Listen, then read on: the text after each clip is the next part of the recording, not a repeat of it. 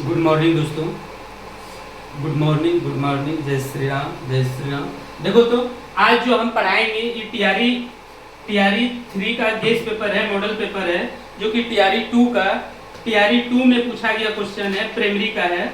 वही आज मैथ एवं रीजनिंग का क्वेश्चन देखेंगे। देखते हैं कहाँ तक देख पाते हैं, जो कि 31 क्वेश्चन इसमें पूछा है। देखो तो जैसे फर्स्ट क्वेश्चन इसमें दिया है, अंग्रेजी वर्णमाला में यदि a बराबर 1, d बराबर 2, p बराबर 4 हो तो निम्नलिखित में से कौन सा 3 को दर्शाता है। अब देखो तो a बराबर क्या दिया है, 1 दिया है, d बराबर क्या दिया है, 2 दिया है, p बराबर क्या दिया है, 4 दिया है। अब देखो इसका मान, फिर देखो 3 का मान पूछ रहा है, 3 बराबर क्या होगा, यहाँ पे कौन सा अल्फाबेट होगा 3 का मान। देखो तो जैसे देखो अगर ऊपर से पकड़ आ रहा है तब तो ठीक है, ये तो फिर देखो यहाँ अल्फाबेट में ए कौन सा लेटर है, पहला लेटर है, डी चौथा लेटर है, और पी कौन सा 16वां लेटर है। देखो तो 16 का वर्गमूल क्या होता है, 4 होता है, यही लिख दिया। अब देखो यहाँ पर देखो ये 4 का वर्गमूल क्या होता है, 2 होता है, यहाँ लिख दिया। 1 का वर्गमूल क्या होता है, 1 ही होता है, लिख दिया। अब देखो ये 3 किसका वर्गमूल होता है, यहाँ पर देखो 3 किसका वर्गमूल होता है, 9 का होता है। नौवां लेटर क्या है अल्फाबेट में, नौवां लेटर आई है। देखो तो आई हो गया आंसर, इसका आंसर देखो 3 नंबर हो गया। अब देखो नेक्स्ट बताते हैं, सेकंड नेक्स्ट हिसाब जो हम लिखे, दो संख्या 21:10 के अनुपात में है। यदि इनका मोशो एचसीएफ 11 हो तो संख्या का योग क्या है। देखो इसका संख्या का योग क्या है, तो ये देखो एलसीएम एचसीएफ से है। अगर इसको देखो थोड़ा सा इसको समझना है तो दो संख्याओं कुछ भी अगर हम मान लेते हैं, देखो तो दो संख्याओं कुछ भी हम मान लेते हैं, देखो तो 4 और 6 मान लेते हैं अपने मन से। देखो तो इसका एचसीएफ कितना होगा, इसका पहले एचसीएफ निकालो। देखो इसका एचसीएफ क्या होगा, एचसीएफ इसका देखो 2 होगा ना, इसका एचसीएफ 2 होगा। अगर इसको हम कटाते हैं, अनुपात में लाते हैं, देखो तो कितना हो जाएगा, 2:3 हो जाएगा, 2:3 होगा ना। अब देखो इधर देखो थोड़ा सा, ये 2:3 होगा ना। अब इसका अगर हम योग निकालेंगे, देखो तो इसका योग पहले कितना आ रहा था, देखो तो पहले योग कितना आ रहा था, 10 आ रहा था, पहले योग आ रहा था 10। अगर दोनों संख्याओं को हम जोड़ते तो 10 आ रहा था। अब देखो कितना आ रहा है, अब देखो कितना आ रहा है, 3 2 5 है ना। इसको एचसीएफ से गुना कर देना है, एचसीएफ से गुना करना है। तो अब देखो 5 गुना 2 बराबर 10 हो गया। देखो यहाँ भी 10 आ रहा है, यहाँ भी 10 आ रहा है, बराबर हुआ ना। तो इसका मतलब है सीधा अगर एचसीएफ एलसीएम में योग पूछे, अगर देखो ये समझाए हम। अब देखो अगर एचसीएफ एलसीएम में योग पूछे, हम सवाल कर रहे हैं, देखो अगर एचसीएफ एलसीएम में योग पूछे, दो संख्या इतना के अनुपात में है, यदि इनका मोश इतना हो तो संख्या का योग क्या है। सीधा योग बराबर दोनों संख्या का अनुपात को जोड़ेंगे। देखो दोनों को जोड़ो, कितना होगा 31 गुना एचसीएफ से कर दो, 31 गुना एचसीएफ करो, ये योग निकल जाएगा। देखो 31 गुना 11, अब देखो करो 11 करो, 1 बाकी रह 11 33 है 34। देखो आंसर कौन सा हुआ इसमें, देखो तो 341 बी नंबर हुआ। ठीक है दोस्त, अब नेक्स्ट देखते हैं। देखो दोस्तों ये नेक्स्ट हिसाब है, एक स्मार्टफोन को P रुपये में बेचने पर 10% का प्रॉफिट होता है या लाभ होता है, और एक वही स्मार्टफोन को Q रुपये में बेचने पर 4% की हानि होता है, तब P अनुपात Q क्या है, यही पूछ रहा है। देखो इधर 5 ऑप्शन दिया है, 110:96, 55:48, 45:34, उपयुक्त में से एक से अधिक, उपयुक्त में से कोई नहीं। अब देखो तो एक स्मार्टफोन को P रुपये में बेचने पर, देखो तो एक स्मार्टफोन था, इसको देखो एक स्मार्टफोन था, मान लो इसका क्रय मूल्य A रुपया था, और एक स्मार्टफोन जस्ट Q था नीचे में, देखो इसका क्रय मूल्य भी A रुपया था। अब देखो इसको बेच रहा है 10% की प्रॉफिट पे, 10% प्रॉफिट होगा। कोई भी वस्तु अपने आप में 100%, जब 10% प्रॉफिट होगा तो कितना हो जाएगा, 110 हो जाएगा, और 4% लॉस होगा। तो अगर लॉस होगा तो 100 में घटेगा। देखो जब 100 में ही घटाएंगे तो कितना आ जाएगा, 96 हो जाएगा। देखो इसको कटाओ, अब इसको कटाओ, ये 55 हो गया, इसको कटाओ 48 हो गया। देखो तो क्या हो गया, 55:48 हो गया, 55:48 हो गया। देखो इसमें कहां पे है, 55:48 यहाँ पे है। लेकिन देखो इसको भी अगर हम कटाते हैं तो ये भी 55:48 होता है, ये भी देखो 55:48 होता है। तो इसमें एक और 2 दोनों सही है, इसलिए इसका आंसर क्या होगा, उपयुक्त में से एक से अधिक। अब देखो नेक्स्ट हिसाब बताते हैं। देखो दोस्तों, ये सवाल एगो है, शब्द एतना के अक्षर को कितने प्रकार से व्यवस्थित किया जाए सकता है ताकि स्वर एक साथ आ जाए। देखो ये सवाल क्या चीज का है, पहले देखो ये मैथ का है, ये रीजनिंग का है, क्या चीज का है। ऑप्शन है 12,100, 7200, 14,400। उपयुक्त में से एक से अधिक, उपयुक्त में से कोई नहीं। देखो ये सवाल पहले किसको है, ये चीज देखो पकड़ो। शब्द शब्द शब्द इतना के अक्षर को कितने प्रकार से व्यवस्थित किया जाए ताकि स्वर एक साथ आ जाए। देखो तो स्वर मतलब स्वर बोल रहा है, वॉवेल और मतलब नॉन वॉवेल। देखो तो क्या क्या है, इस पहला नंबर इस सवाल है मैथ का, प्रोबेबिलिटी का है। प्रोबेबिलिटी चैप्टर जो है बारंबारता उसी का है। देखो तो इसमें स्वर देखो क्या क्या चीज है। देखो इसका स्वर पहले देखो कितना है इसमें। देखो ई है, होता क्या है, ए ई आई ओ यू होता है। देखो तो इसमें क्या क्या चीज है, ई भी है इसमें, देखो है ना। उसके बाद यू भी है, देखो यू भी है। उसके बाद देखो फिर ए भी है ना, ए भी यहाँ पे लिखे हैं, देखो ए भी है, ए है ना। उसके बाद देखो आई भी है, फिर ओ भी है। टोटल 5 ठो मतलब है, स्वर कितना है, 5 गो है। टोटल 5 स्वर है इसमें, देखो तो 5 स्वर है। उसके बाद देखो इसमें बिना स्वर का कितना है, देखो तो बिना स्वर 4 लेटर है, 4 लेटर है ना। देखो ये 4 लेटर बिना स्वर का है, 4 लेटर है। इसको जब तोड़ते हैं चैप्टर 22 देखिएगा, तो इसको जब तोड़ते इसका मतलब क्या है कि जितना भी मतलब वॉवेल है, जितना भी मतलब स्वर है, ये मतलब स्वर जो है ये वॉवेल के साथ कितने प्रकार से व्यवस्थित किया जा सकता है, इसका मतलब यही है। तो देखो ये 5 गो है, तो जैसे इसका मतलब है समझाते हैं हम। जैसे देखो डी है, डी के साथ क्या आएगा, एक बार ई आएगा, ई भी लिख सकते हैं। उसके बाद देखो ई, फिर देखो ई जो है, ई देखो सी के साथ भी आएगा। इसी तरह व्यवस्थित करना है, ई कितना बार आएगा, यही इसका कहने का मतलब है। तो इतना तो नहीं करना है, अभी ये चैप्टर वाइज नहीं चल रहा है। देखो इसको थोड़ा सा, इसको देखो ये 5 बार आएगा, 5 बार ये आया ना, और 4 बार आया मतलब कि बिना स्वर वाला, 4 बार आया ये बिना स्वर वाला आया ना। तो इसको भी अगर हम करते हैं तो ये भी 5 बार आ जाएगा, कहे सब एक बार जाएगा इसके साथ, तो 5 बार हो जाएगा। इसका मतलब है कि इसको तोड़ो, 5 फैक्टर गुना 5 फैक्टर, बस इसको सिर्फ तोड़ दो और कुछ नहीं करना है। देखो तो जब इसको तोड़ते हैं बारंबारता में तो कैसे तोड़ते हैं, देखो तो 5 गुना 4 गुना 3 गुना 2, जब तक 1 तक नहीं आएगा तो छोड़ेंगे भी नहीं यहां तक। अब देखो जस्ट इसको भी इसी तरह तोड़ो, यहाँ पे गुना था, गुना दे दिए। अब देखो यहां तक गुना किया, फिर देखो इसको 5 गुना 4 गुना 3 गुना 2 गुना 1 यहां तक आया। अब देखो इन दोनों को गुना करो, इसको गुना करो।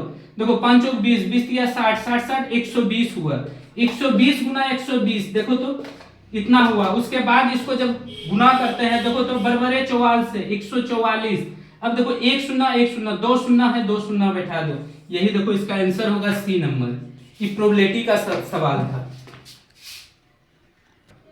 देखो ये सवाल वर्ग का है, कल हम काउंटिंग ऑफ फिगर भी पढ़ा रहे थे, उसी का है। ये वर्ग का है, देखो ये वर्ग का है, वो वर्ग का पूछा है टीचर में, कितना आसान है। देखो इसको कल क्या बताए थे, 1 2 3 4, इसको भी काउंटिंग करना है, इधर भी काउंटिंग करना है, 1 2 3 4। अब देखो इसको मैथ के तरीका से भी बना सकते हैं। वर्ग का क्षेत्रफल क्या होता है, वर्ग का क्षेत्रफल क्या होता है, देखो तो भुजा स्क्वायर होता है। जब दोनों भाग बराबर हो तो भुजा स्क्वायर हम कर सकते हैं।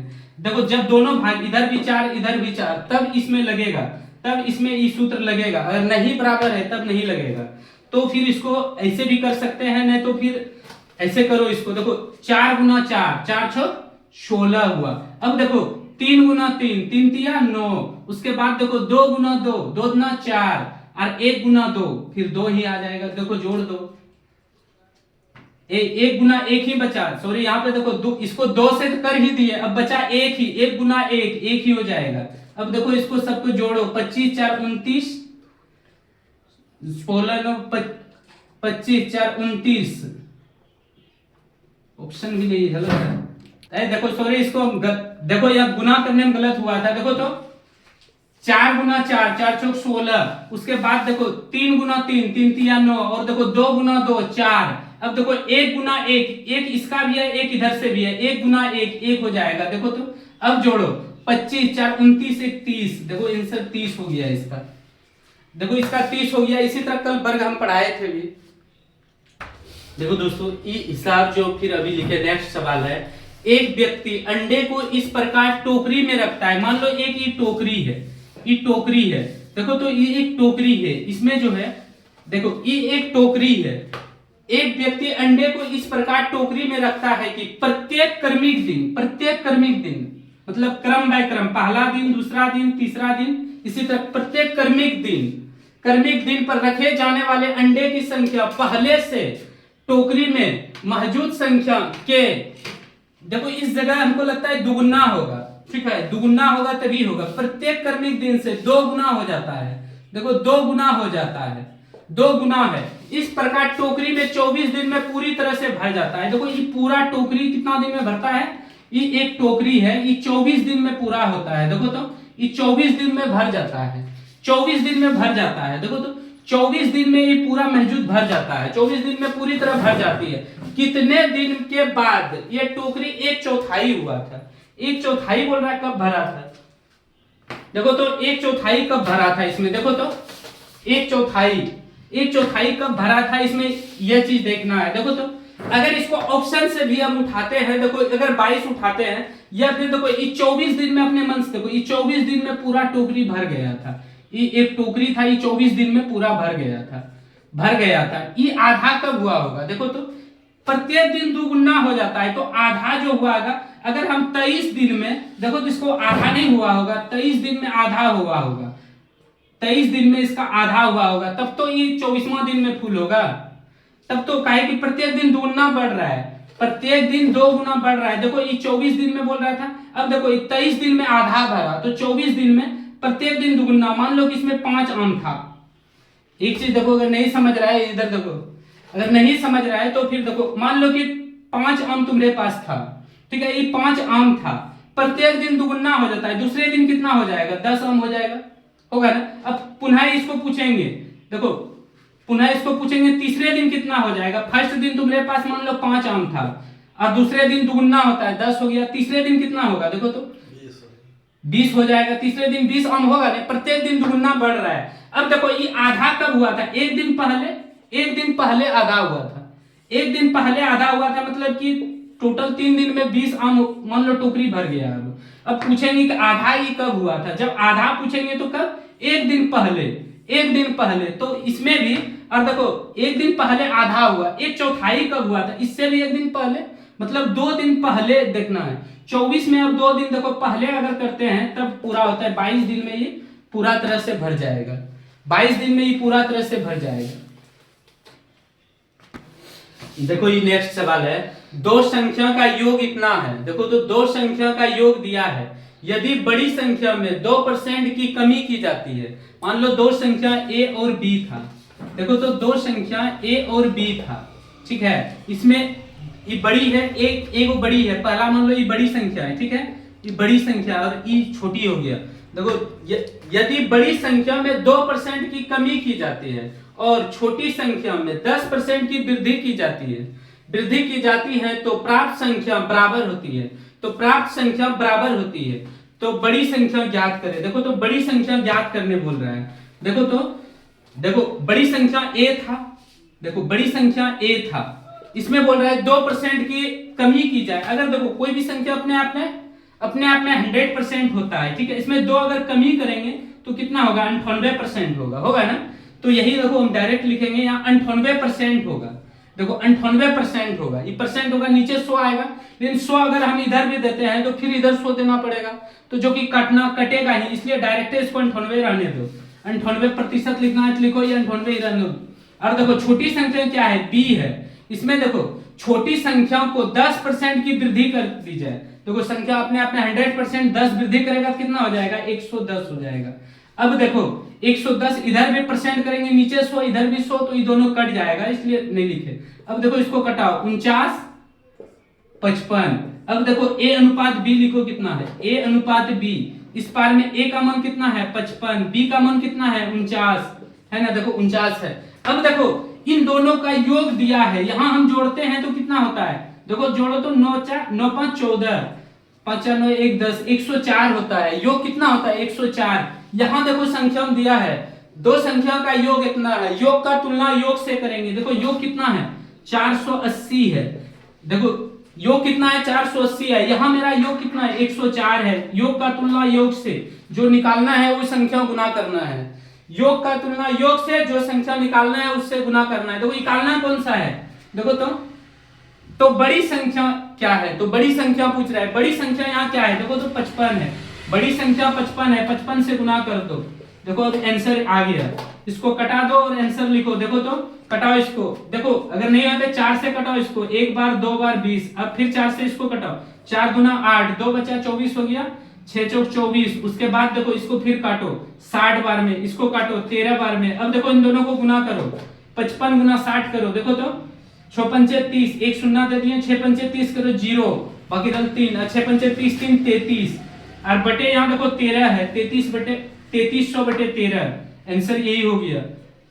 आंसर हो गया 3300 बटे 13। मतलब ऑप्शन नंबर कौन सा हुआ, देखो तो ऑप्शन नंबर 3 हुआ। इसका ऑप्शन 3 हुआ। देखो